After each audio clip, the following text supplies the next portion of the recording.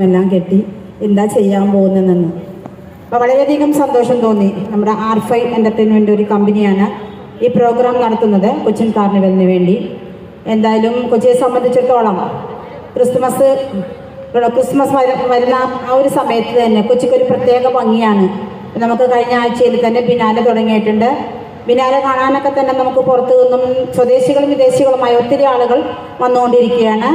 നമുക്ക് ഏതാനും അടുത്ത വ്യാഴാഴ്ച ക്രിസ്തുമസ് ആണ്. ഇപ്പോഴേ നമ്മുടെ റോഡുകളിലൊക്കെ നല്ല തിരക്കാണ്. ഒരു വലിയൊരു ഫുഡ് കോർട്ടാണ് അവർ അറേഞ്ച് ചെയ്തിരിക്കുന്നത്.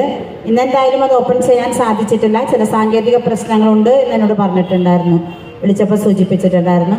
ഒത്തിരി സന്തോഷം ഇതുപോലൊരു പരിപാടി ഇവിടെ നടത്താനായിട്ട് R5 എൻ്റർടൈൻമെൻറ്റ് കാണിച്ചൊരു ധൈര്യം. എന്തായാലും അവർക്ക് എല്ലാവിധ നന്മകളും വരട്ടെ എന്ന് ഞാൻ ഈ അവസരത്തിൽ ആശംസിക്കുകയാണ്. ഈ പരിപാടിക്ക് എന്നെ വിളിച്ചതിന് ഒത്തിരി നന്ദിയുണ്ട്. എല്ലാ ഭാവുകങ്ങളും നേർന്നുകൊണ്ട് നിർത്തുന്നു. നന്ദി, നമസ്കാരം.